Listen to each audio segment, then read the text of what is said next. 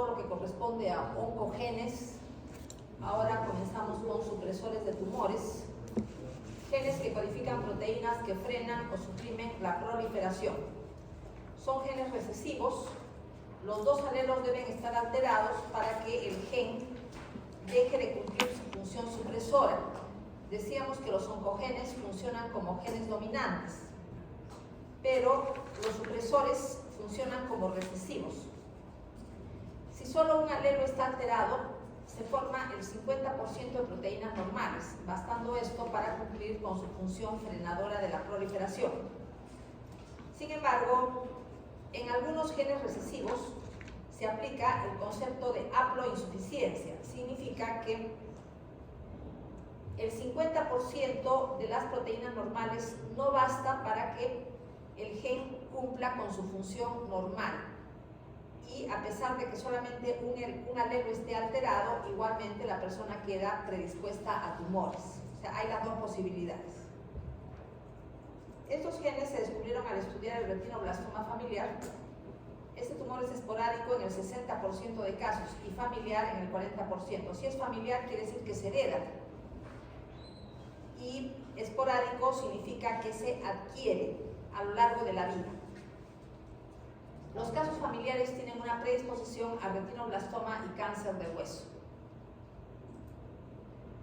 O sea, RB significa retinoblastoma. Los defectos genéticos se heredan por la línea germinal, óvulo o espermatozoide.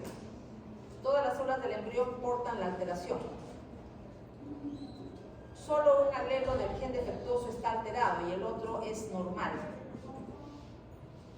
¿Por qué solo un alelo es defectuoso? Porque es el que se ha heredado con alteración. Entonces, cuando hay herencia, es necesario que los dos alelos estén alterados en la misma célula, pero un alelo ya se hereda. O sea, desde que nacemos, como se ha heredado, desde que la persona nace, tiene la mutación que predispone a cáncer. Todas las células del organismo portan la mutación. El alelo 2 se altera por medio de una mutación somática. Entonces, la primera alteración es heredada. La otra alteración es adquirida. Se adquiere a lo largo de la vida. Y solo en las células de un determinado tejido que queda predispuesto a desarrollar un tumor. Es decir, solo los tejidos que tienen la segunda mutación están predispuestos a padecer el tumor. En la forma esporádica, los dos alelos se heredan normales y los dos tienen una alteración somática, o sea, los dos tienen una alteración adquirida, pero tiene que ser en la misma célula. En la misma célula los dos alelos tienen que estar normales para que se produzca la predisposición a desarrollar el tumor. Ejemplos de síndromes cancerosos heredados en forma autosómica dominante. Todos son de genes supresores. Retinoblastoma familiar. Entonces se hereda alterado el gen RB. RB viene del retinoblastoma. El retinoblastoma generalmente es bilateral, se afecta a los dos ojos. Y también cáncer de hueso. Poliposis adenomatosa familiar. Se hereda por la línea germinal un alelo mutado del gen APC. Se forman innumerables tumores benignos de colon, que son adenomas, y son tantos que uno o más de uno se convierten de todas maneras en adenocarcinoma. O sea, el adenocarcinoma es seguro, aunque todo tumor en estos casos nace como adenoma. De todas maneras, algunos se transforman en adenocarcinoma. Otro ejemplo, síndrome de Li-Fraumeni, se hereda por la línea germinal una copia mutada del gen P53, que lo conocemos como guardián del genoma. En este síndrome existe toda una variedad de tumores, varios tipos de sarcomas y leucemias. Estas personas tienen una probabilidad 25 veces mayor que la población general de sufrir un tumor maligno antes de los 50 años. O sea, antes de los 50 años ya la persona tuvo un cáncer, por lo menos uno, pero tienen una predisposición a desarrollar toda una gama de tumores. En el retinoblastoma familiar se hereda la mutación en RB. La proteína RB es una reguladora importante del ciclo celular. Como se hereda por la línea germinal, quiere decir que se hereda mutado por el lado del óvulo o por el lado del espermatozoide, cualquiera de los dos. Todas las células del organismo tienen la mutación en un alelo. Para que se produzca el tumor debe alterarse el otro alelo. Esto se llama hipótesis de los dos golpes de Natson. Los dos alelos deben estar alterados. No se sabe por qué las células con mayor propensión a adquirir la segunda mutación son las de retina y hueso. Teóricamente, cualquier célula del organismo puede adquirir una segunda mutación, teóricamente, pero en la práctica se ve que son básicamente retina y hueso. A la adquisición de la segunda mutación del RB se le llama pérdida de la heterocigosidad. Como se hereda la mutación por la línea germinal, un alelo es normal y el otro es mutado, por lo tanto son heterocigotes. La segunda mutación hace que la heterocigosidad se pierda y los dos alelos estén mutados. Vemos acá entonces lo que pasa en el retinoblastoma familiar y en el retinoblastoma esporádico. Empezamos con el familiar. En el caso del retinoblastoma familiar, tenemos que la madre tiene los dos alelos del RB normales, pero el papá tiene un alelo normal y el otro mutado, el RB mutado. ¿Qué pasa con el papá? El 50% de sus espermatozoides son normales y el otro 50% tiene el RB mutado. Pero en la mamá todos los óvulos son normales. ¿Qué pasa cuando se produce la fecundación? Con alguno de los espermatozoides que esté mutado. Si hay fecundación con un espermatozoide que tenga el alelo normal no hay problema, pero acá tenemos que considerar que el espermatozoide tiene el alelo mutado. Entonces el huevo cigoto, el alelo que le viene de la mamá es normal y el otro alelo está mutado, el que le viene del papá. Entonces son heterocigotes, porque no son iguales, uno es normal y el otro mutado. Pero el huevo o cigote empieza a reproducirse. Todas las células del cuerpo humano de esta persona tienen un alelo normal, que está en amarillo, y un alelo mutado, que está en rojo. Pero no tienen cáncer, son heterocigotes. Ninguna de las células tiene cáncer. Para que haya cáncer, el alelo normal tiene que adquirir una mutación, pero tendría que ser una mutación adquirida, porque la otra mutación ya la heredó. Entonces, teóricamente, la segunda mutación sucede en cualquier célula, pero en realidad sucede de preferencia en la retina y el hueso. Entonces, se adquiere la segunda mutación. Y cuando se adquirió la segunda mutación, recién existe la predisposición al tumor, retinoblastoma o cáncer de hueso, en la forma esporádica. Se hereda alelo normal de la mamá y alelo normal del papá. Entonces, todas las células son normales, ninguna tiene la mutación. En la retina o hueso se adquiere la primera mutación, pero la primera mutación es adquirida, no se hereda. Tiene que haber una segunda mutación en la misma célula. La segunda mutación también es adquirida. Entonces, recién en este caso procede el retinoblastoma, pero sería la forma esporádica. A esto le llamamos hipótesis de los dos golpes de Natson. Los dos alelos tienen que tener la mutación. Las mutaciones en el RB lo inactivan, facilitando la progresión de la célula a lo largo del ciclo celular. Pero también se puede inactivar por fosforilación, se puede inactivar por mutación o se puede inactivar por fosforilación. Muchos oncogenes forman parte de complejos que fosforilan el RB y lo inactivan. Por ejemplo, ciclina D CDK4, ciclina D CDK6 y ciclina E CDK2. Fosforilan el RB.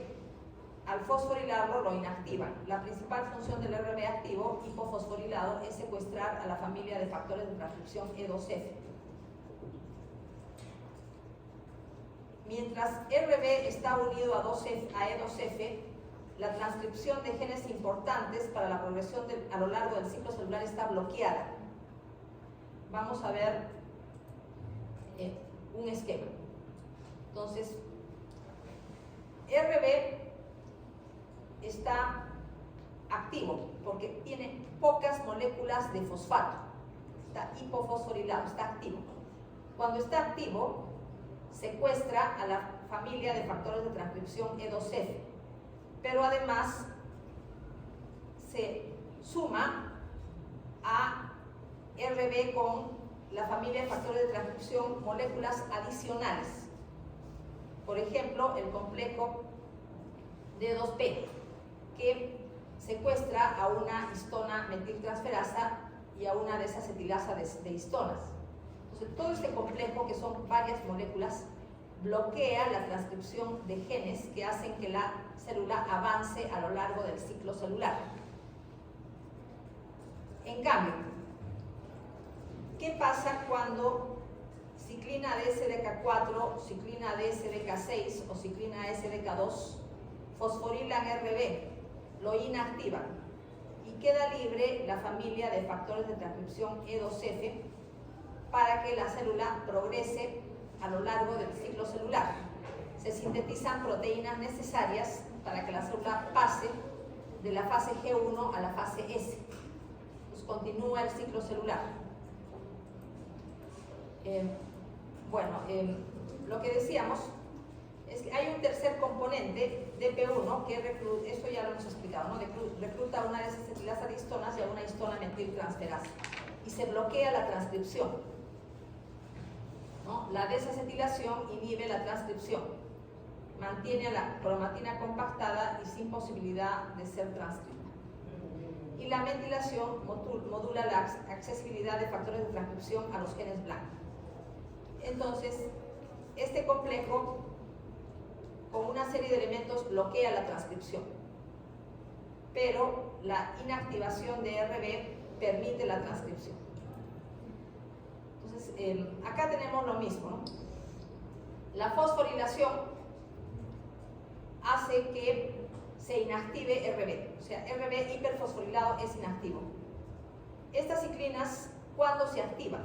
Estas parejas, ciclina con quinasa dependiente de ciclina, se activan por acción de factores de crecimiento.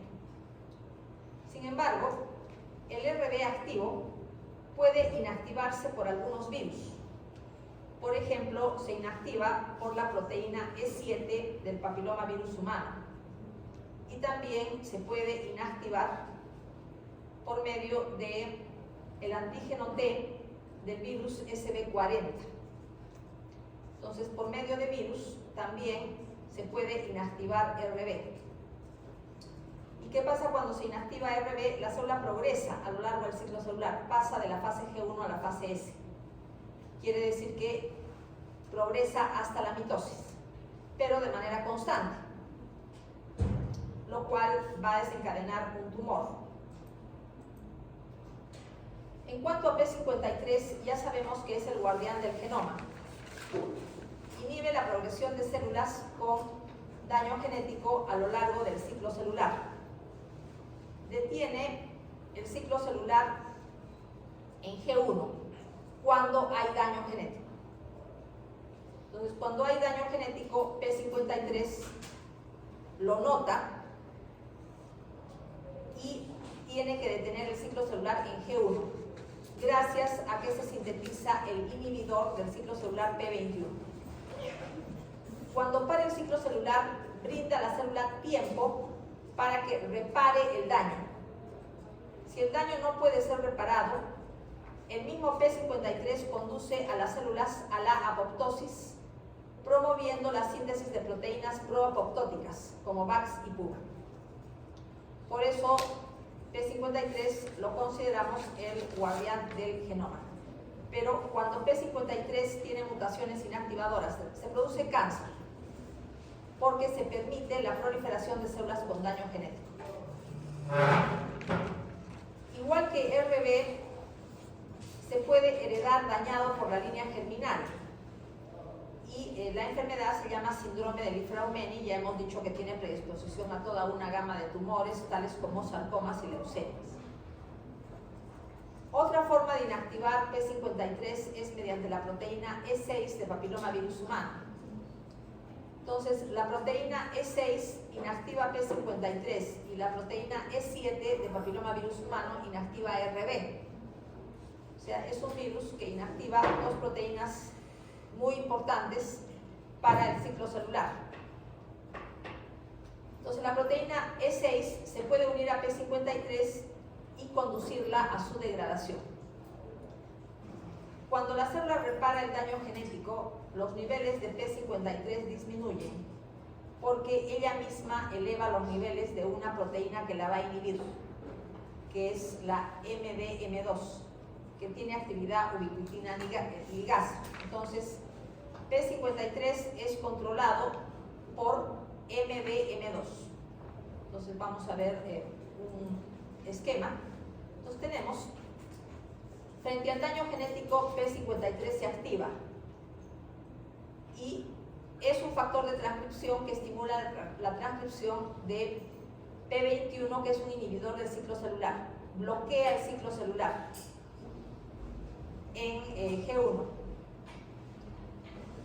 Da tiempo para que se pueda reparar el daño. Si se repara el daño, entonces P53 empieza a bajar su concentración porque se activa la proteína MDM2 que controla P53, porque ya P53 no se necesita, ya se ha reparado el daño genético. Entonces ya hablé de MDM2, ¿no?, que controla a P53. Y cuando ya P53 ha bajado a niveles normales, entonces la célula pasa de G1 a la fase S. Entonces, continúa con el ciclo celular. La sobreexpresión de MDM2 favorece el desarrollo de tumores, por lo que MDM2 sería un oncogen. P53 es un supresor. MDM2 es un oncogen, porque inhibe a un supresor, que es P53. Hay otros supresores como la proteína ATM, que significa mutada en ataxia telangiectasia, y ATR. ATR significa relacionada con ATM y RAT3. Se activan en respuesta al daño del DNA y fosforilan a P53. La fosforilación lo activa. ¿Qué hace? Acabamos de decir, ¿qué hace P53 activo? Participa en la síntesis de P21, que bloquea el ciclo celular. También hay otras acciones de P53, ¿no? Favorece la transcripción de GAT45. GAT45 es una proteína que interviene en la reparación del DNA. Entonces, GAT, estas siglas, GADD, significan arresto del crecimiento y daño al DNA. Entonces, P53 también actúa favoreciendo la reparación mediante GAT45. Tenemos acá entonces lo que pasa cuando la célula tiene P53 mutado, con una mutación inactivadora. Es una célula que queda predispuesta a cáncer, lo que no pasa con la célula que tiene P53 normal, que no queda predispuesta a cáncer, porque frente al daño al DNA, la célula no va a parar el ciclo celular, sino el ciclo celular va a continuar, aunque esté con daño genético, con daño al DNA, esto va a continuar. Entonces, se permite la reproducción, las mitosis de células dañadas, lo cual va a significar que estas células que empiezan a experimentar mitosis y que están con daño genético quedan predispuestas a adquirir más mutaciones en algún momento van a acumular tal número de mutaciones que la célula se convierte en cancerosa. Pero si P53 es normal, no se va a producir el cáncer, porque frente al daño genético se para el ciclo celular, se repara y continúa el ciclo celular. Si no puede reparar el ciclo celular, va a la apoptosis. Pero a veces, frente al daño genético, el mismo P53 puede conducir a la célula a la senescencia. A la senescencia significa que la célula queda incapaz de proliferar.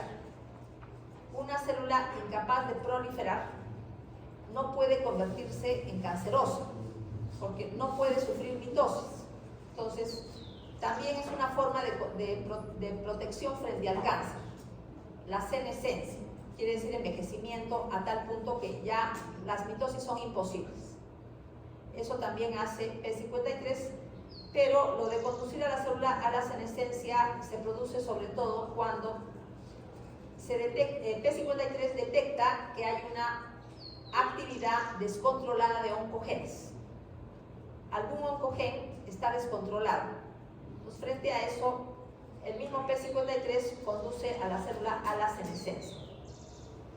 Hay otros genes de la misma familia de P53, como P73 y P63, ¿no?, que tienen la misma función. Otro supresor, la proteína APC.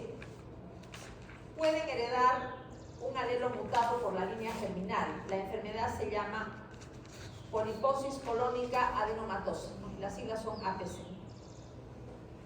Predisposición a múltiples adenomas del colon, cientos, hasta miles, y algunos de los cuales degeneran a cárcinomas. Los adenomas empiezan a aparecer en la pubertad y continúan apareciendo en la adolescencia. Se van acumulando y más o menos en la tercera década ya alguno se convirtió en cáncer. Por lo tanto, estas personas se les tiene que hacer una colectomía, se les tiene que quitar todo el colon si se les quiere proteger del cáncer. Pero, ¿en qué vía de señalización proliferativa o de supervivencia interviene APC? En la vía APC beta-catenina, que se llama también vía WNT. Nos vamos a revisar la vía. BNT es extracelular, es como una especie de factor de crecimiento. Activa sus receptores en la membrana celular que se dicen receptores Frizzlet. Frizzlet significa rizado. Y realmente el receptor es rizado porque entra y sale de la membrana celular como si fuera un resorte. Entonces el receptor es rizado. Pero la proteína BNT es una molécula externa a la célula, es como un factor de crecimiento. Entonces tenemos que se estimula el receptor. Y cuando se estimula el receptor, se activa una vía de señalización que hace que el gen APC deje de cumplir su función. ¿Cuál es su función? Su función es destruir a la proteína beta-catenina. Entonces, cuando se estimula esta vía de señalización, APC deja de cumplir su función. Beta-catenina no es destruida y pasa al núcleo, actuando como un factor de transcripción, uniéndose a una proteína adicional que se llama TCF. Forman un dímero que estimula la transcripción de una serie de genes necesarios para la proliferación. Entonces sucede una proliferación. ¿Qué es lo que pasa si una persona hereda un alelo del gen APC mutado por la línea germinal? Quiere decir que, aunque no haya la señalización WNT, APC no va a funcionar bien, no va a destruir a beta-catenina. Por lo tanto, constantemente van a estar llegando al núcleo señales de mitosis, porque beta-catenina no va a ser destruida, sino que va a pasar al núcleo. Se une con su pareja, TSF, y juntos el dímero estimulan la transcripción de genes necesarios para la proliferación. Por lo tanto, la beta-catenina es un oncogen y APC es un supresor de tumores. Entonces, como decía, libera WNT libera a beta-catenina de su unión al APC, ¿no? Eso ya lo he explicado. Normalmente los niveles de beta-catenina son bajos porque es destruida cuando se une a APC. Beta-catenina es un oncogen. En cambio, la estimulación de la vía hace que beta-catenina pueda pasar al núcleo para el efecto que termina en la proliferación celular. Ahora, la beta-catenina tiene otra función en la lesión celular. Esa es una función independiente de su función como factor de transcripción. Se puede unir a la cadenina E para promover la lesión celular. Entonces, además de factor de transcripción, beta-catenina se une a E-cadenina para intervenir en la unión intercelular. Esta es una segunda función de beta-catenina. Pero beta-catenina es citoplasmática, intracitoplasmática. En cambio, E-cadenina está en la membrana. Es una proteína de membrana. Otros supresores de tumores, inhibidores del ciclo celular, como P16, P21, P27. Receptor del factor transformante de crecimiento beta.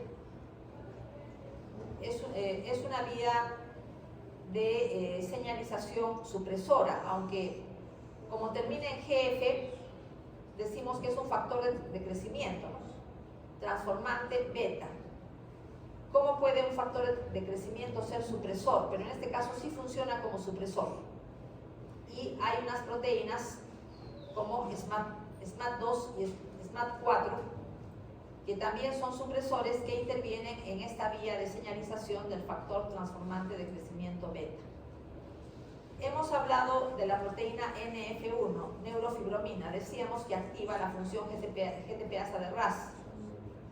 Quiere decir que funciona como proteína GAP. Esto ya se ha explicado. Entonces, neurofibromina es un supresor de tumores. NF2 codifica la proteína merlina. Aparentemente interviene en la lesión celular y en la inhibición por contacto del crecimiento celular. Pero también es supresor.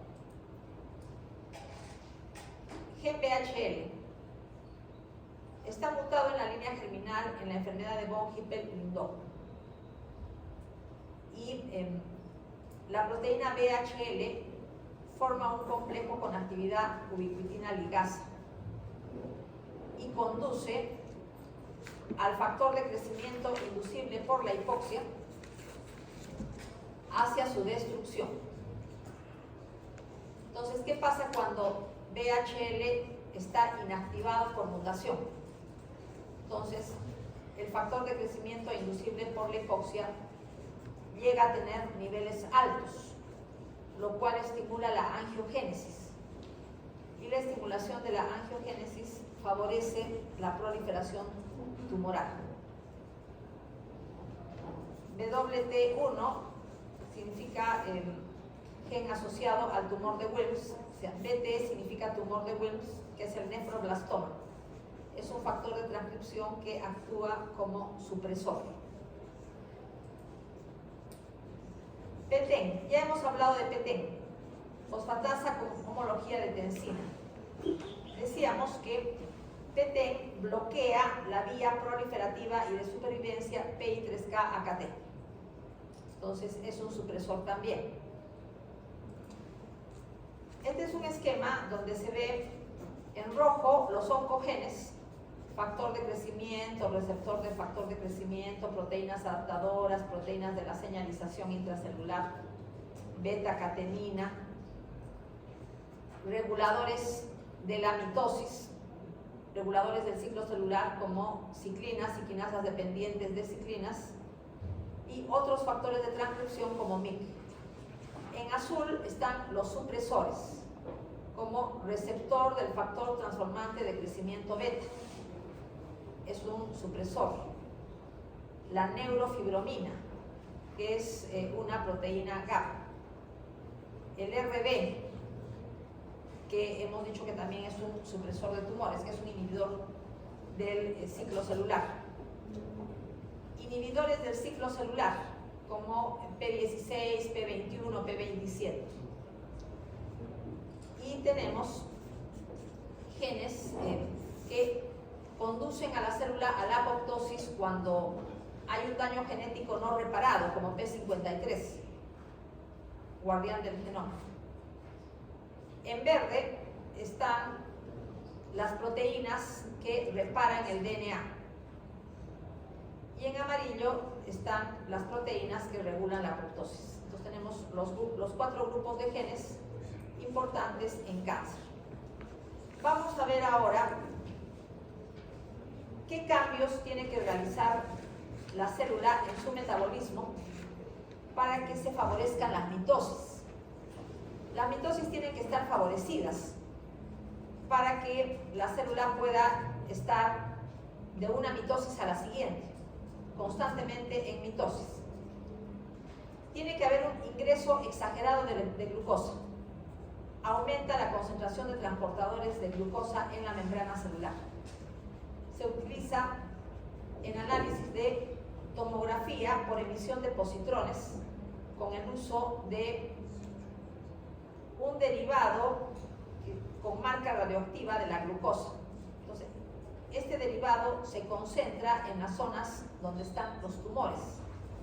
Y como es radioactivo, se puede analizar la radioactividad y es una forma de diagnóstico de tumores. Claro que normalmente en nuestro cuerpo hay tejidos que están constantemente en mitosis y no hay tumor. Por ejemplo, la médula ósea. Normalmente tiene muchas mitosis, todo el tiempo está con mitosis y no es un tumor. Ahí también se va a concentrar 18F fluoro de oxiglucosa. Tenemos los epitelios, por ejemplo, ¿no? Sin embargo, de todas maneras, es un análisis útil para diagnóstico de tumores. La célula cancerosa toma mucha glucosa y la utiliza en la vía glicolítica de fermentación anaeróbica, en desmedro de la vía de la fosforilación oxidativa, incluso en presencia de concentraciones adecuadas de oxígeno. La célula normal solo utiliza la vía glicolítica cuando hay hipoxia, nada más. Pero la célula cancerosa la utiliza todo el tiempo, haya hipoxia o no la haya. Es una diferencia con respecto al metabolismo de una célula normal. Todo el tiempo está utilizando la vía glicolítica porque le proporciona productos intermediarios necesarios para la síntesis de macromoléculas.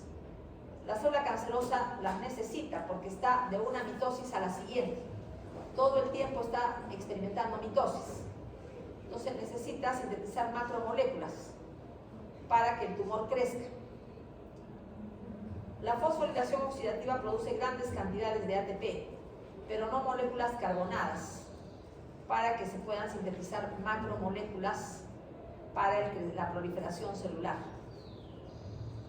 Entonces, el metabolismo se reprograma hacia la producción de intermediarios necesarios para la síntesis de macromoléculas.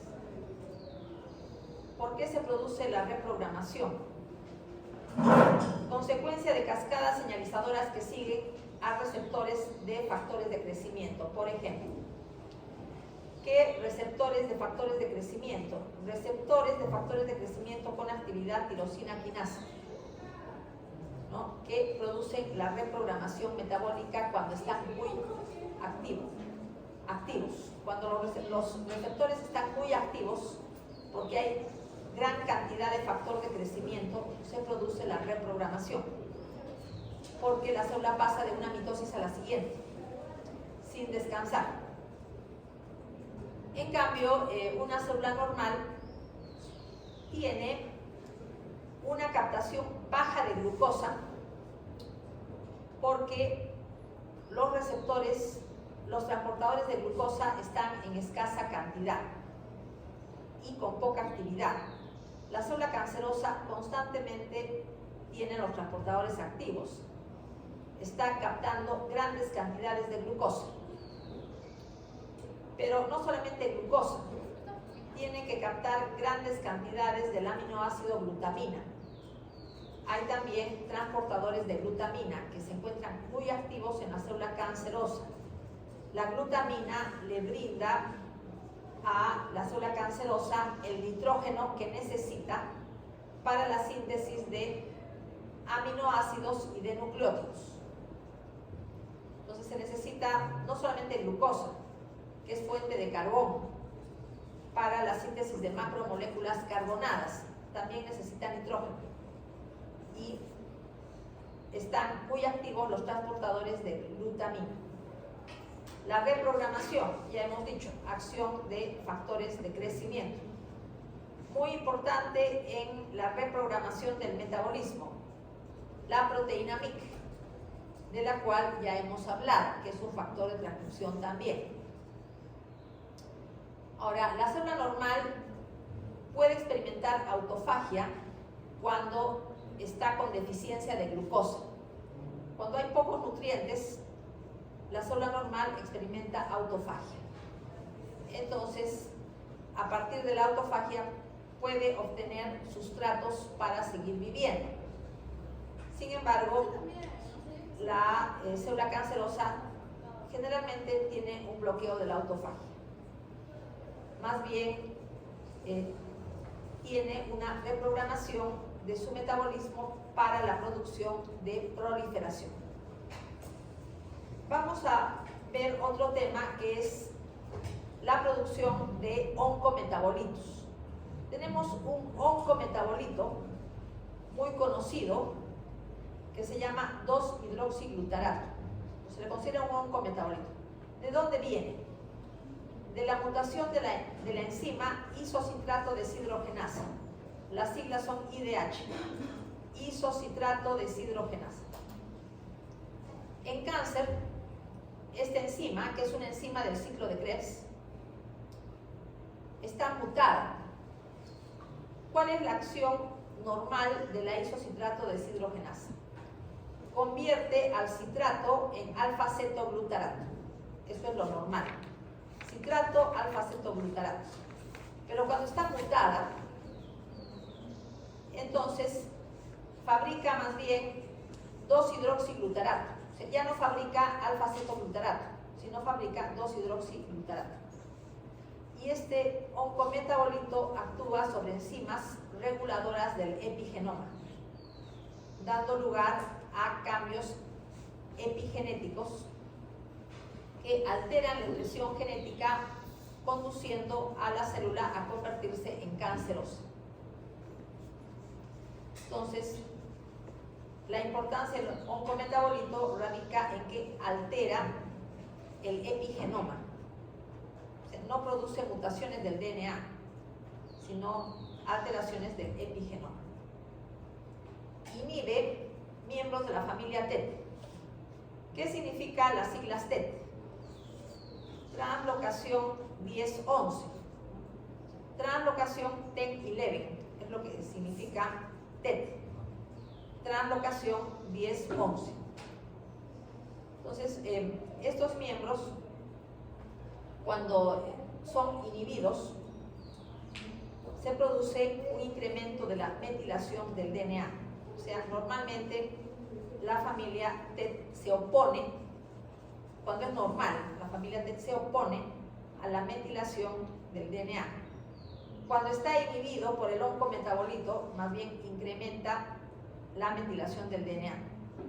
En algunos tejidos, TET2, que es un miembro de la familia, funciona como supresor de tumores.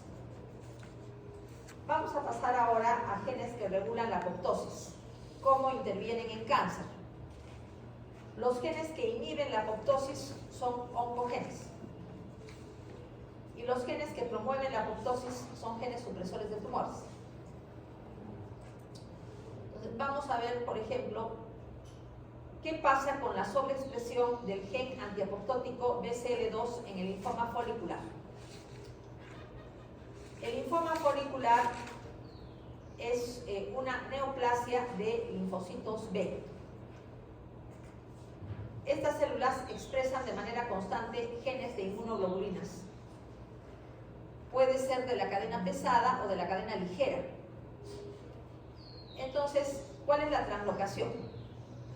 El gen BCL2 por translocación se coloca al costado del gen de la cadena pesada de inmunoglobulinas que está en el cromosoma 14, brazo largo, región 32.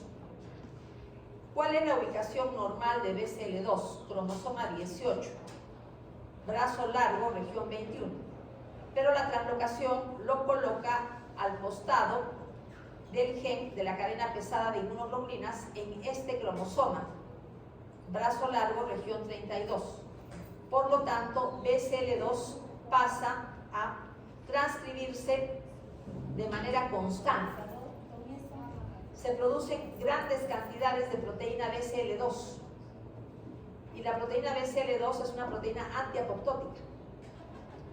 Entonces, ¿cuáles son los efectos en los linfocitos T? En los linfocitos B, bloqueo de la apoptosis. Se produce un linfoma de crecimiento lento de linfocitos B. Muchos linfocitos B que deberían morir por apoptosis no lo hacen. Por lo tanto, el crecimiento de los ganglios es lento, porque no es por proliferación activa, es por bloqueo de la apoptosis. Ya hemos dicho, se produce gran cantidad de la proteína antiapoptótica BCL2. Otra causa de mala regulación de la apoptosis, bloqueo de la función de BAT y BIT, que son proapoptóticos, por ejemplo, por inactivación de P53.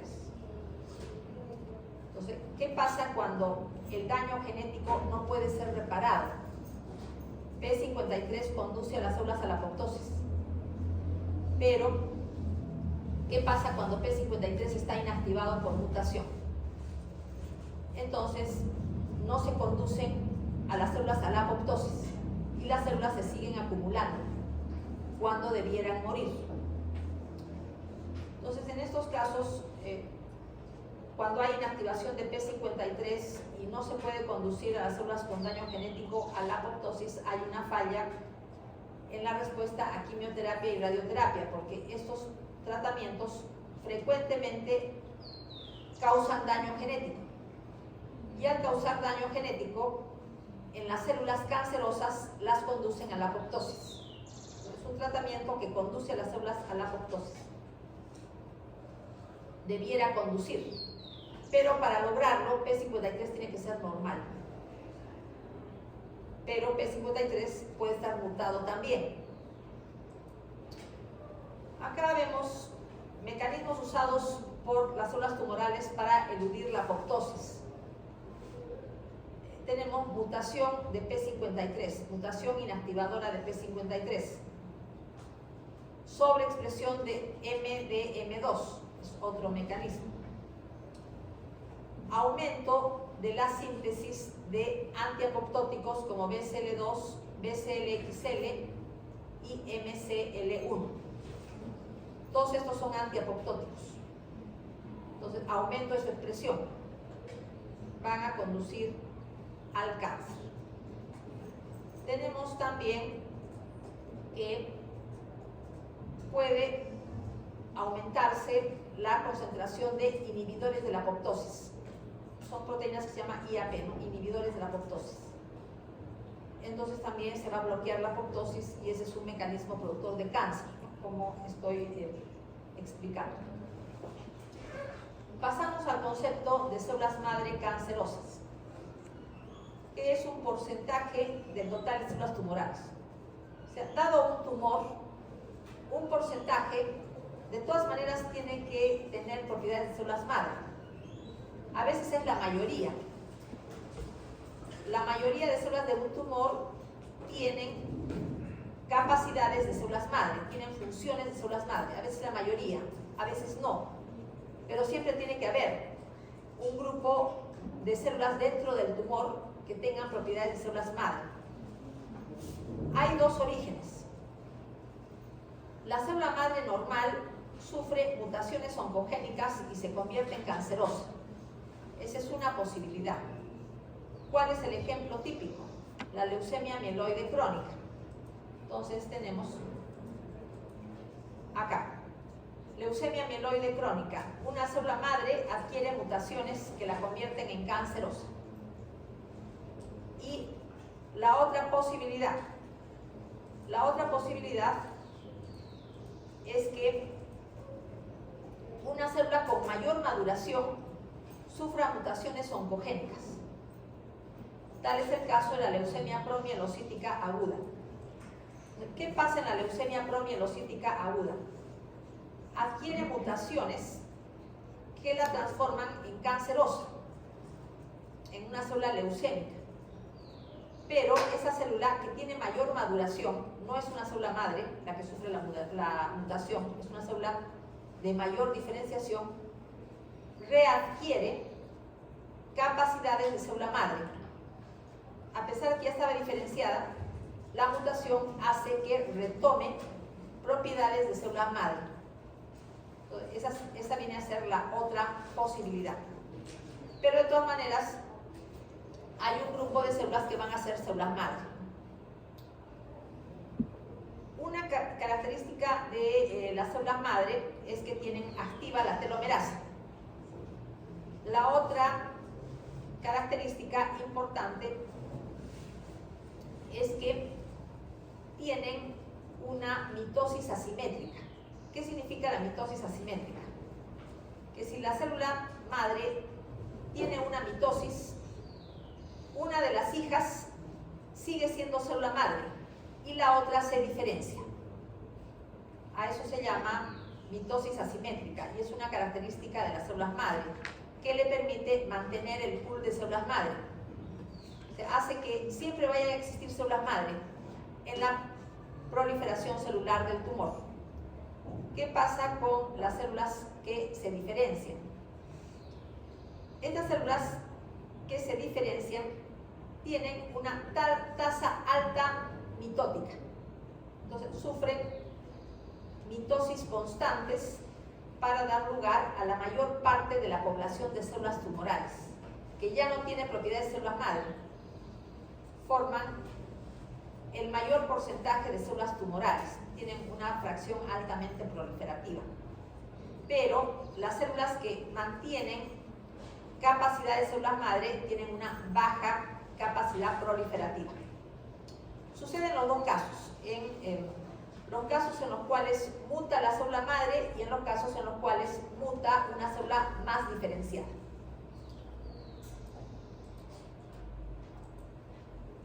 Ahora, ¿qué características tienen las células madre? Las células madre tiene como una característica es que tiene a la telomerasa activa. Otra característica, evade la senescencia. O sea, mantiene su capacidad de estar en mitosis. ¿Qué pasa cuando una célula es senescente? No puede sufrir mitosis.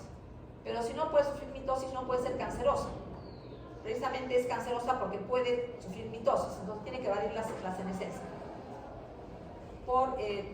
Bueno, ¿cómo evade la senescencia? Entonces, la célula entra a la senescencia por aumento de la expresión de genes supresores tumorales. Entonces, se evade la senescencia de esta manera, ¿no? Tiene que evitarse que genes supresores tumorales aumenten su concentración. La célula madre cancerosa tiene la capacidad de evadir la crisis mitótica, que lo vamos a ver más adelante, mediante reactivación de la telomerasa o por alargamiento alternativo de telómeros. Vamos a ver en este momento en qué consiste la crisis mitótica. Pero la célula madre cancerosa no muere frente a la crisis mitótica. Eso es una de las características. No muere frente a la crisis mitótica. Cualquier célula moriría frente a la crisis mitótica, porque la cantidad de alteraciones genéticas que se acumulan es tal que es imposible que una célula normal las tolere. Ya he explicado la división asimétrica, las mitosis asimétricas. El alargamiento alternativo de telómeros es independiente de la telomerasa y se realiza mediante el método de reparación del ADN denominado recombinación homóloga.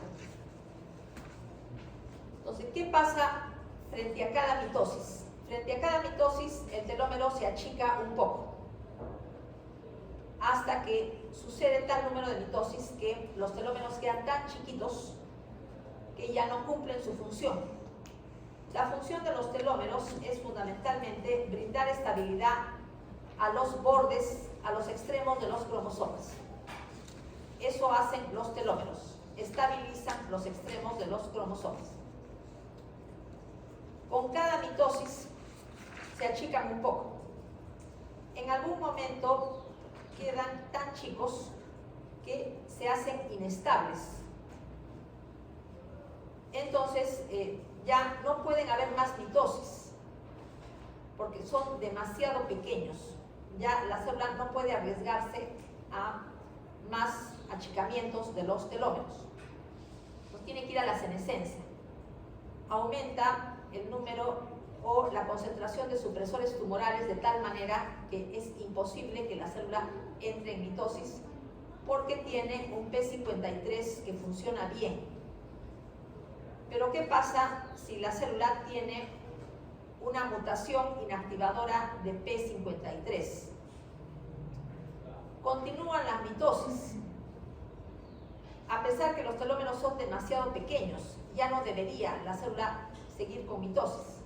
Sin embargo, continúan las mitosis. Entonces, ¿qué es lo que pasa? Lo que pasa es que se produce telómeros tan inestables que las puntas de los telómeros se fusionan, se pegan unos cromosomas a los otros, lo cual es una anormalidad grave y se llaman cromosomas dicéntricos.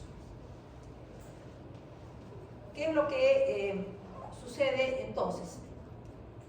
Si hay cromosomas dicéntricos y continúa la proliferación, a pesar de que esto es un daño genético, pero si P53 no funciona bien, continúa la mitosis. Y por lo tanto, se produce la metafase y después la anafase. Hay duplicación del ADN. Pero ¿qué pasa en la anafase? Tenemos los cromosomas pegados en los extremos. La atracción hace que se rompan los cromosomas en cualquier parte. Se rompen los cromosomas en cualquier parte. Pero, ¿por qué continúa la mitosis? Tiene que haber más mitosis. ¿Por qué continúan las mitosis? Porque se produce una reparación de estos cromosomas rotos. Se han roto durante la anafase anterior, mediante un proceso reparativo que predispone a la adquisición de mutaciones, que se llama unión de extremos no homólogos, ¿no? O sea, en inglés, ¿no? Es NHEJ, significa unión de extremos no homólogos, o sea, no homólogos en join, ¿no? Es lo que significa las siglas. Entonces, se sigue produciendo mitosis y nuevamente en la anafase más rupturas. Eso crea tal cantidad de anormalidades que la célula tiene que morir. Se llama catástrofe mitótica o también se llama cromotrixis. Pero la célula cancerosa no se muere porque reactiva la telomerasa. Entonces, a pesar de que haya varios cromosomas rotos de varios sitios de mitosis, la célula no se muere porque al reactivar la telomerasa, los telómeros pueden volver a formarse. Pero para entonces ya se produjeron tal cantidad de anormalidades que probablemente esa célula se vuelva cancerosa, o sea, tenga tal cantidad de daño genético que implique oncogenes, genes supresores, genes que intervienen en la apoptosis, etc. Y va a ser cancerosa de todas maneras. Pasamos a la angiogénesis tumoral. El tumor tiene que formar vasos, si no, ¿cómo recibiría oxígeno? Si ustedes se imaginan un grupo de células que está proliferando y que no tiene vasos, ¿cómo adquiriría el oxígeno? Tendría que ser por difusión, pero el oxígeno se puede difundir, pero 1 milímetro, 2 milímetros, nada más. No puede difundirse el oxígeno en longitudes muy grandes. Entonces necesitan vasos de todas maneras. Entonces el tumor, para seguir creciendo, tiene que formar vasos. Los tejidos normales tienen la capacidad de formar vasos sanguíneos durante los procesos reparativos. Tal es el caso del tejido de granulación. O sea, es normal que un tejido forme vasos. Sucede, repito, durante el proceso reparativo. Pero este no es un proceso reparativo, es un proceso tumoral. Pero igualmente se pueden formar vasos. O sea, el tejido forma vasos en el tumor de la misma manera que lo hace durante un proceso reparativo, mediante el reclutamiento de precursores endoteliales que vienen por la sangre o por quemación de capilares existentes. Entonces, es el mismo mecanismo que utiliza el tumor. Pero los vasos sanguíneos tumorales no son como los vasos sanguíneos normales. Los tumorales son tortuosos, de forma irregular, permeables. Quiere decir que tienen una capacidad para que salgan proteínas y líquido, como si fuera una inflamación. O sea que el tejido tumoral es normalmente edematoso, porque los vasos sanguíneos son tortuosos y permeables. No sufren el proceso de maduración de los vasos del tejido de granulación.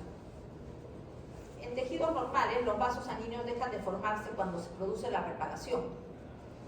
En los tumores, constantemente se están formando vasos sanguíneos, porque constantemente el tumor va creciendo. Entonces, con el tiempo, cada vez más, aumentan su requerimiento de vasos sanguíneos, nutrientes y de oxígeno. Hay proteínas que favorecen la formación de vasos sanguíneos, como el factor de crecimiento endotelial vascular, factor de crecimiento fibroblástico básico, factor de crecimiento inducible por la hipoxia. Intervienen en tejidos normales y en el tumor. Pero también existen proteínas antiangiogénicas, ¿no? Vamos a ver ahora algunas proteínas antiangiogénicas. Al inicio, muchos tumores no producen factores angiogénicos, pero con el paso del tiempo empiezan a hacerlo. Consecuencia de la progresión tumoral, aumento de la agresividad de un tumor, al empezar a producir estos factores. Entonces, adquiere con el tiempo mayor cantidad de mutaciones que le permiten sintetizar proteínas angiogénicas, que no lo podía hacer al comienzo.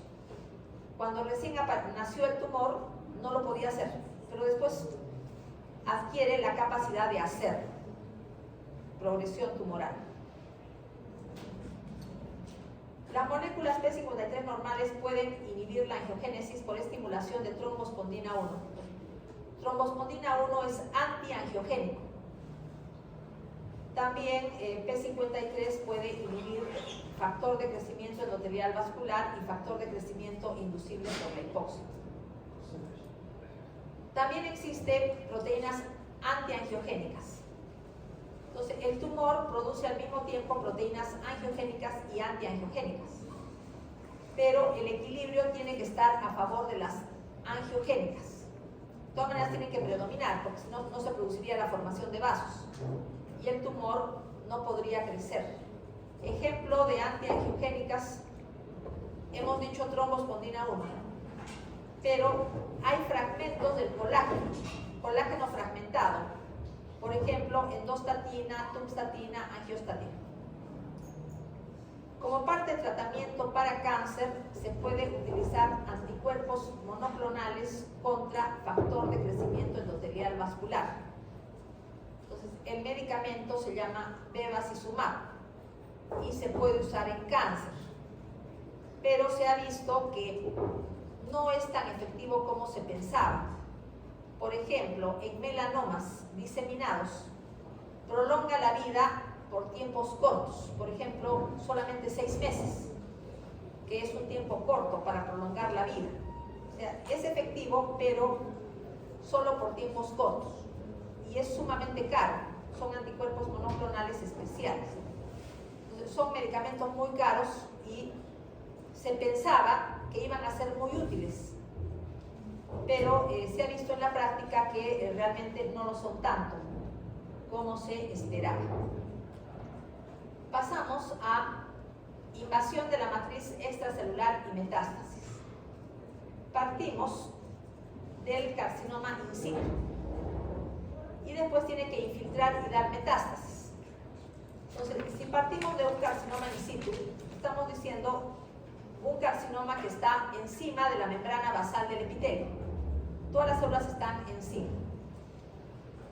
Pero con la progresión tumoral aparece un clon con la capacidad de infiltrar y metastatizar. Lo primero que tiene que hacer la célula que quiere infiltrar es disminuir la adhesión de las otras células epiteliales. Tiene que romper las uniones intercelulares de las otras células del epitelio. O sea, tiene que quedar libre, tiene que quedar sola. O sea, tiene que disminuir la adhesión de las células epiteliales neoplásicas entre sí y aumentar la adhesión a la membrana basal. Tiene que aparecerle en su membrana mayor cantidad de receptores para las proteínas de la membrana basal. Tiene que separarse de las compañeras y pegarse con más fuerza a la membrana basal. Luego tiene que adquirir la expresión de proteasas para que puedan degradar la membrana basal, por ejemplo, colagenasas. Si no, ¿cómo podría penetrar? Tiene que destruir la membrana basal y penetrar en la dermis o en la lámina propia, según sea el epitelio. Entonces, una vez que ha penetrado la membrana basal, tiene que empezar a moverse por el tejido conjuntivo. ¿Cómo se hace? Por movimientos ameboideos, igual que lo hace el polimorfo nuclear que salió del vaso, movimientos ameboideos. Entonces, aquí intervienen integrinas que hacen que la célula tumoral se pegue a la matriz extracelular y lo use como un punto de fijación para ejercer tracción, etc. Luego tiene que avanzar por el tejido mediante movimientos ameboideos hasta que choque con un vaso. Puede ser una vénula, un capilar. Y tiene que penetrar. ¿Cómo lo hace? Nuevamente intervienen las proteasas. Tiene que degradar la membrana basal del vaso, abrirse paso entre las células endoteliales y penetrar en la sangre. Cuando penetra en la sangre, tiene altas posibilidades de morir. ¿Por qué?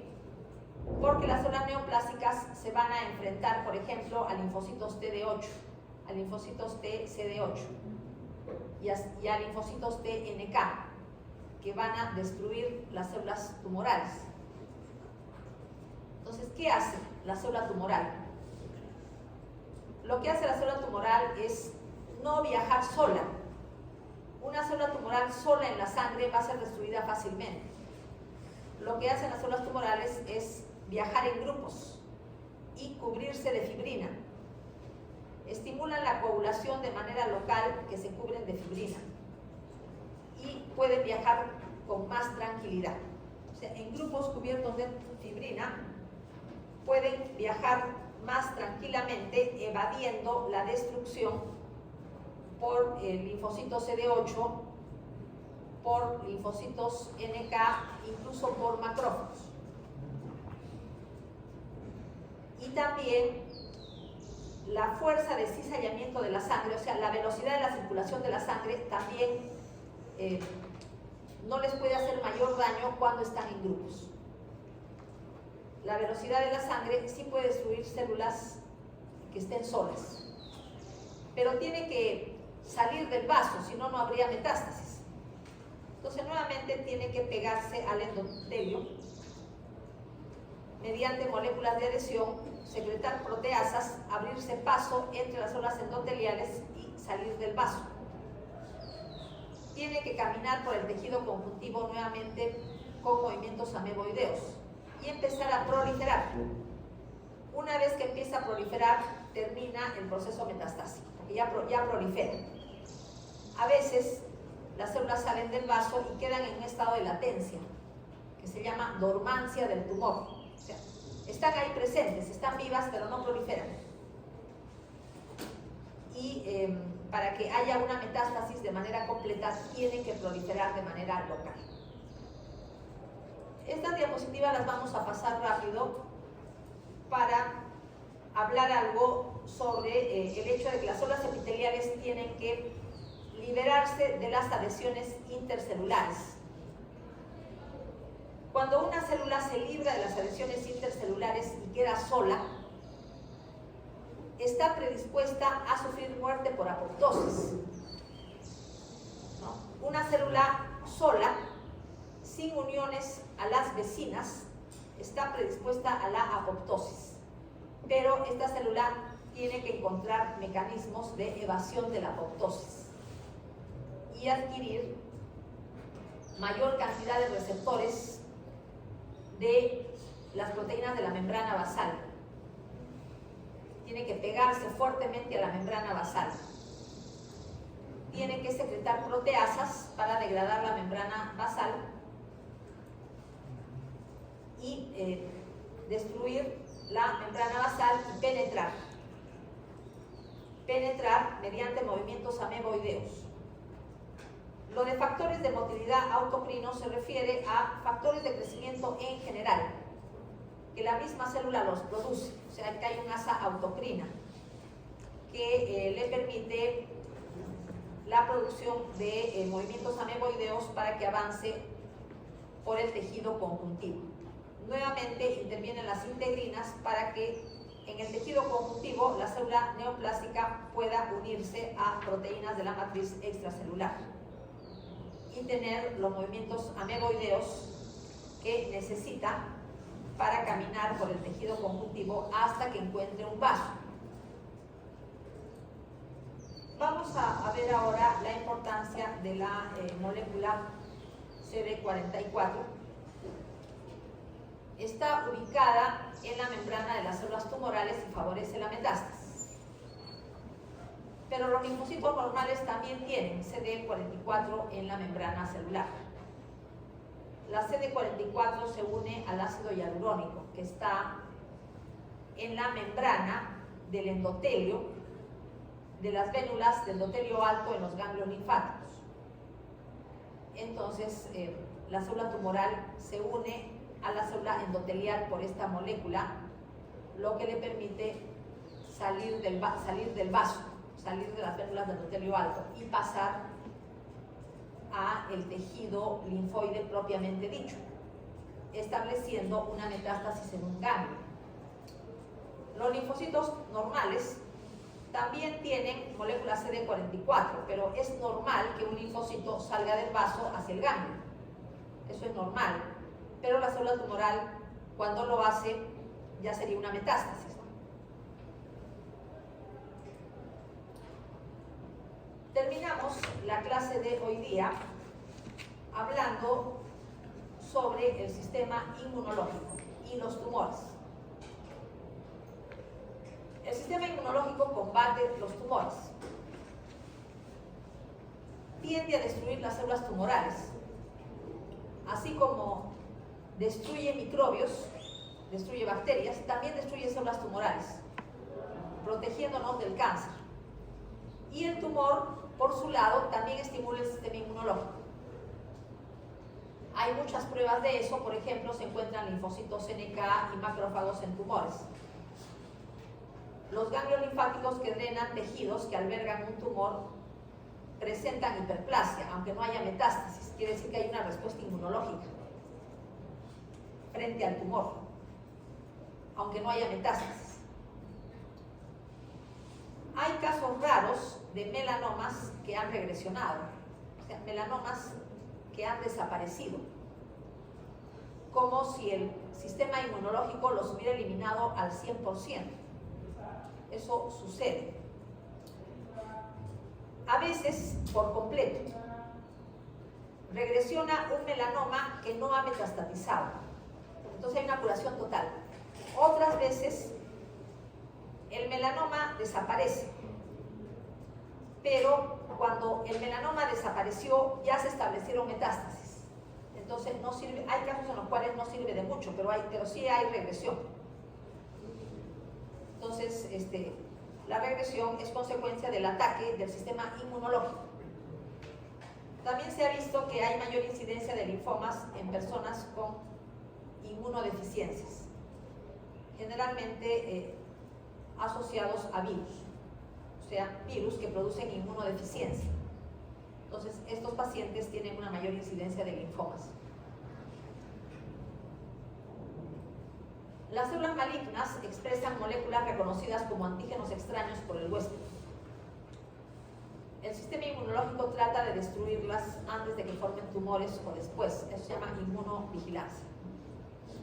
Pero la inmunovigilancia es ineficaz porque las personas con un sistema inmunológico normal tienen tumores. Sino que si no existiera la inmunovigilancia, la incidencia de cáncer sería muchísimo mayor. O sea, la inmunovigilancia es eficaz parcialmente. No puede ser eficaz totalmente, porque las personas con un sistema inmunológico normal pueden tener cáncer, ¿no? Lo que evidentemente sucede. Tenemos antígenos específicos de tumores. Se expresan en células tumorales, pero no en células normales. Consecuencia de mutaciones singulares. Hemos visto mutaciones en oncogenes, en genes supresores, en genes que bloquean la apoptosis, etc., ¿no? Entonces son antígenos específicos de tumores. Antígenos asociados a tumores. Se expresan en células tumorales y en células normales. Algunos estimulan una respuesta inmunológica, pero la mayoría no, porque nosotros toleramos nuestros propios antígenos. Ejemplos de antígenos específicos de tumor. Productos de oncogenes mutados y de genes supresores mutados. Cualquier ejemplo. Hemos visto varios. Proteínas RAS, oncogenes P53, supresor. Quimera BCR-ABL de la leucemia mieloide crónica. Entonces, este es el producto de una translocación. Pero la quimera BCR-ABL es mutágena, es inmunógena. Despierta una respuesta inmunológica. Producto de genes celulares normales mutados no relacionados con la oncogénesis. Es lo que llamamos mutaciones pasajeras. O sea, mutaciones que no están relacionadas con la producción de cáncer, pero el tumor las tiene. ¿Por qué las tiene? Por la inestabilidad genómica, o lo que es lo mismo, por el fenotipo mutador de todas las células cancerosas. Pueden estimular el sistema inmunológico y ya les he mencionado por qué se producen. También tenemos productos de genes normalmente silentes. O sea, son genes que las células normales nunca los expresan. Pero una célula tumoral tiene la expresión genética alterada, sobre todo por las alteraciones del epigenoma. Y las expresan. Pero como normalmente nunca se expresan, nuestro sistema inmunológico no las reconoce. Las considera proteínas anormales, aunque no lo sean. Nunca ha tomado contacto con ellas. O sea, no se ha producido la tolerancia inmunológica normal que ya sabemos que se produce en el timo, en la vida embrionaria. Pero en estos genes normalmente silentes no se produce la tolerancia normal en el timo. Y los tumores las expresan por alteración de la regulación de la expresión genética. Por ejemplo, genes MAGE. MAGE significa genes del antígeno del melanoma. Codifican antígenos reconocidos por muchos clones de linfocitos T citotóxicos específicos de melanoma de diferentes pacientes con este tumor, pero están presentes en otros cánceres también. Se expresan en otros cánceres, pero normalmente son silentes. Ninguna proteína, ninguna célula normal los expresa. Por lo menos células que tienen antígenos con los cuales el sistema inmunológico se ha encontrado antes en el timo. En tejidos normales, la expresión de MAGE solo está presente en células germinales, testículo y en la placenta. En esos tejidos no se induce tolerancia a lo propio. En las demás células no se expresa. Son genes silentes. Pero cuando el tumor los expresa, hay una respuesta inmunológica, porque nuestro sistema inmunológico los ve como ajenos. Y no solamente está la familia MAGE, sino también hay otras familias, BAGE, GAG, etc. Hay varias familias de genes normalmente silentes, ¿no? Pero que los tumores sí los expresan y hay una respuesta inmunológica. Tenemos también antígenos tumorales codificados por genomas de virus oncogénicos. Las células tumorales los expresan en neoplasias producidas por virus. Se ubican en la membrana celular unidas a MHC de la clase 1. Entonces CD8 se da cuenta de que hay una célula con infección viral y la destruye. ¿Cómo se da cuenta? Porque la célula con infección viral expresa antígenos virales en su membrana unidos a MHC de la clase 1. Entonces, de la misma forma, una célula tumoral expresa en su membrana antígenos de proteínas oncogénicas que están alteradas por mutación.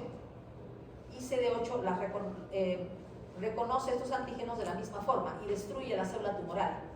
Entonces, este es un mecanismo mediante el cual CD8 destruye células tumorales, que es el mecanismo antitumoral más potente del que dispone el sistema inmunológico. Los antígenos oncofetales normalmente se expresan en el embrión, pero no en el adulto. Por ejemplo, antígeno carcinoembriónico, alfa-fetoproteína. Pueden ayudar en el diagnóstico y seguimiento de los tumores. Pero diagnóstico y seguimiento, porque los anticuerpos contra ellos no son protectores. Antígeno carcinoembriónico. ¿En qué cáncer está su expresión aumentada? Cáncer de colon, páncreas, estómago, mama, alfa-fetoproteína. Elevada en carcinomas hepatocelulares y tumores del saco vitelino y de las gónadas.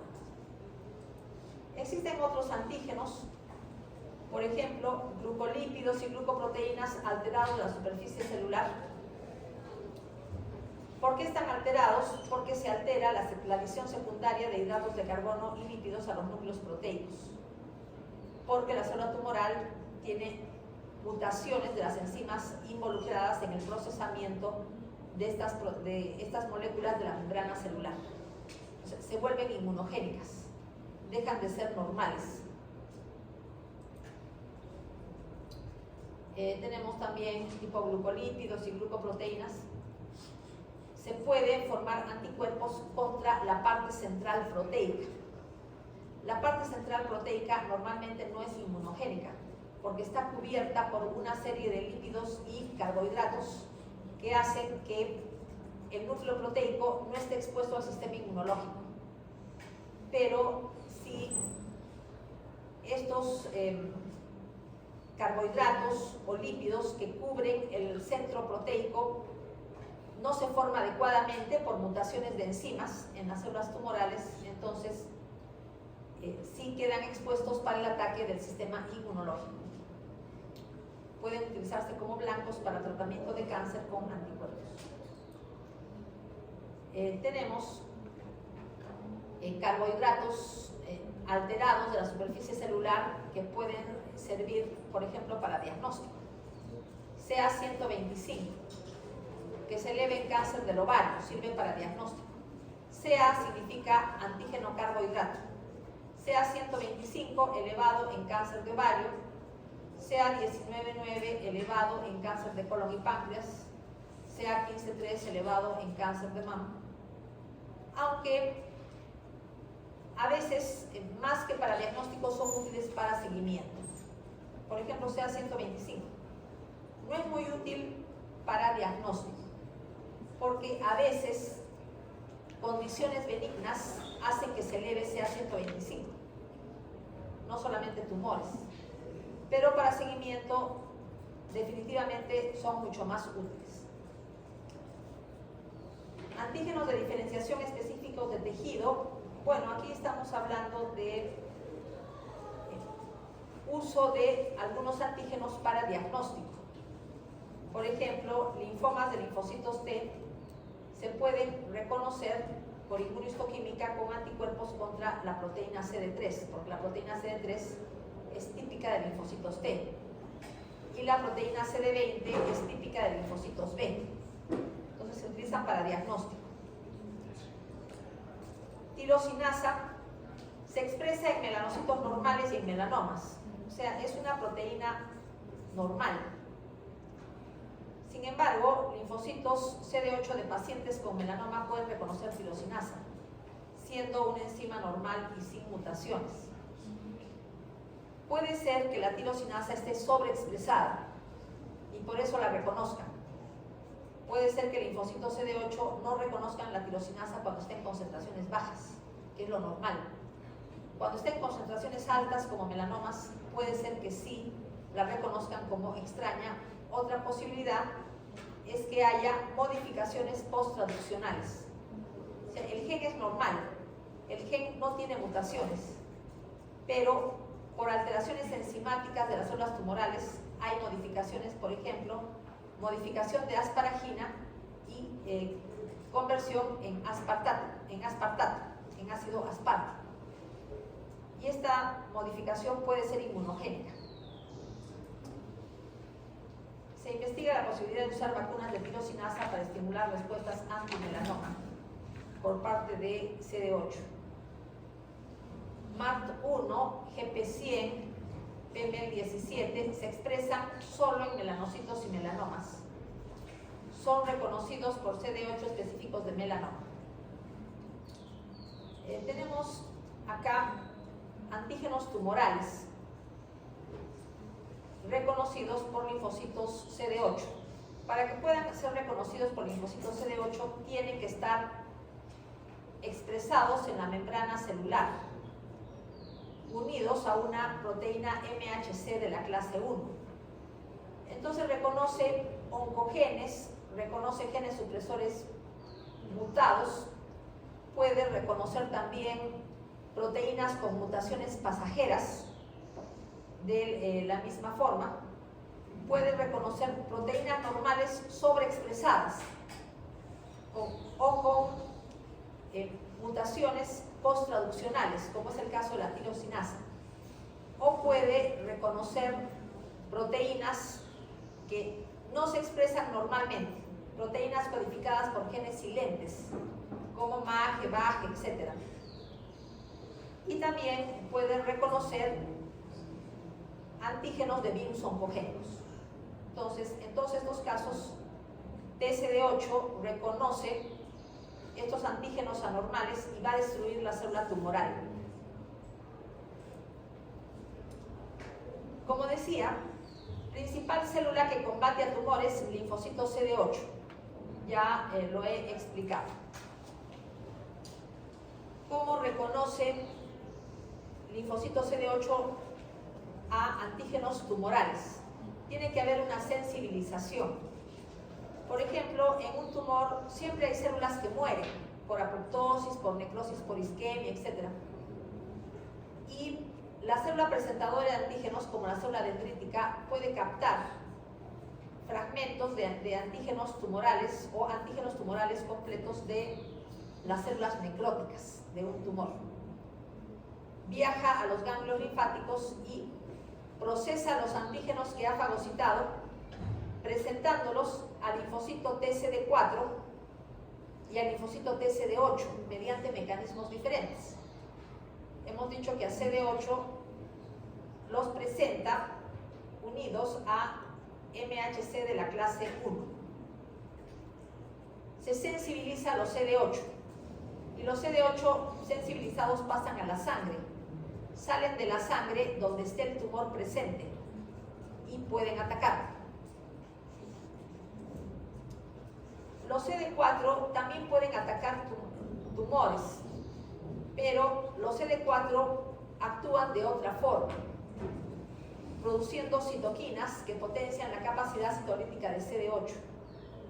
De una manera indirecta, los CD4 pueden combatir los tumores, pueden producir factor necrosis tumoral e interferón gamma para aumentar la cantidad de MHC de la clase 1 en células tumorales y puedan presentar antígenos. También puede favorecer reacciones de hipersensibilidad tipo 4 contra el tumor.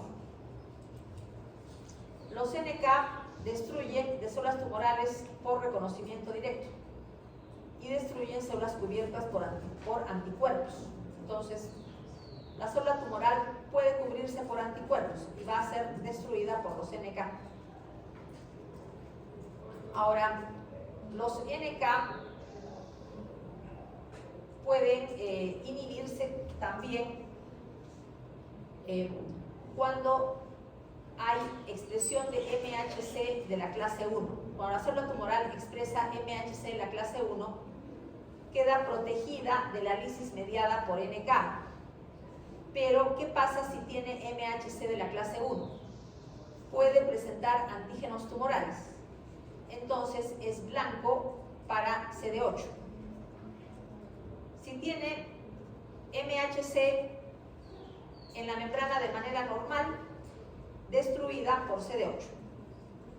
Si tiene disminución de la expresión de MHC de la clase 1, es destruida por NK. Ahora activan NK, interferón gamma, interleuquina 2, interleuquina 12 y factor de necrosis tumoral. Macrófagos también destruyen células tumorales recubiertas de anticuerpo y producen factor de necrosis tumoral que causa trombosis de vasos tumorales. Los anticuerpos no son muy importantes en el combate a la célula tumoral, pero pueden fijar complemento y podrían destruir de esta manera, o al cubrir células tumorales pueden dar lugar a su destrucción por macrófagos o NK. La célula tumoral evade el sistema inmunológico y con la progresión tumoral lo evade con cada vez más eficiencia. Por ejemplo, se eliminan clones inmunógenos. Pueden crecer de manera selectiva variantes que no expresen antígenos. Entonces escapan del ataque del sistema inmunológico. ¿Cómo pueden hacer para no expresar antígenos? Mediante mutaciones o deleciones de genes del MHC de la clase 1. Entonces el linfocito T no puede reconocer antígenos tumorales o virales presentados por células tumorales. La expresión de MHC está regulada negativamente en tumores. Entonces, si no tiene MHC en la clase 1, se escapa de CD8. Antígenos de superficie de la célula tumoral se ocultan del sistema inmunitario a través de glucocálix. Se cubren de carbohidratos por la alteración de la expresión de diferentes enzimas en la célula tumoral. Entonces pueden ocultarse. Los tumores pueden activar el sistema de coagulación y rodearse de fibrina. También se escapan del ataque inmunológico. Productos tumorales pueden suprimir respuestas inmunitarias como factor transformante de crecimiento beta, interleuquina 10 y galectina. Todas estas son sustancias inmunosupresoras. Entonces causan inmunosupresión, con lo que evitan el ataque al tumor. Es raro que los tumores expresen MHC de la clase 2, por lo que no pueden estimular linfocitos TCD4. Es raro que los tumores expresen coestimuladores, como B7-1 y B7-2, por lo que al estimular al linfocito T lo pueden llevar a la anergia o la apoptosis. Las células tumorales disminuyen la expresión de coestimuladores en presentadoras de antígenos. Esos dejan de actuar sobre el CD28 de la membrana de linfocitos T, pasando a activar inhibidores tales como CTLA4 por los que tienen mayor afinidad. Entonces, ¿qué es lo que podemos ver? La presentadora de antígenos puede presentar antígenos tumorales a CD8. Podría hacerlo con MHC de la clase 1, pero tiene que tener una actividad coestimulatoria. B7 tiene que tomar contacto con CD28. Pero ¿qué pasa cuando la célula presentadora de antígenos tiene escasa cantidad de B7? Entonces pasa a activar un receptor inhibidor, que es el CTLA4, y este linfocito va a la anergia. Entonces no puede atacar el tumor. ¿Qué es lo que se hace? Se utiliza anticuerpos contra CTLA4 para que se produzca la estimulación normal. Por otro lado, las células tumorales elevan la expresión de PDL1 y PDL2 en su membrana, que actúan sobre receptores PD1 de linfocitos T. PD significa muerte programada, ¿no? D viene de death, que significa muerte, pues muerte programada. Por lo tanto, tenemos entonces que la célula tumoral expresa ligando para el receptor PD1 del linfocito T. Entonces, ¿qué pasa con estos casos? El linfocito T va a la apoptosis. Entonces, ¿qué se puede hacer? Anticuerpos contra PD1 y anticuerpos contra el ligando de PD1. Por lo tanto, ya el linfocito no va a la apoptosis y puede atacar a la célula tumoral. Esto es, digamos, una explicación sobre algunos efectos relacionados con la evasión del ataque por el sistema inmunológico, ¿no? Esto ya lo he explicado la secreción de inmunosupresores por parte de la célula tumoral, he explicado que ya no se produce MHC de la clase 1, por lo tanto ya no puede presentar antígenos, produce variantes pobres en antígenos, en fin, ¿no? Todo eso ya está explicado. Con eso termina lo que es inmunología del cáncer y ya no habría más clases de este capítulo, porque el viernes perdemos la clase por Viernes Santo, pero no hemos terminado. Por lo tanto, voy a grabar una clase que es solamente de 1 hora y la voy a colgar en el Teams. Tienen las diapositivas de todo lo que falta están, ¿no? Acá faltan varias cosas.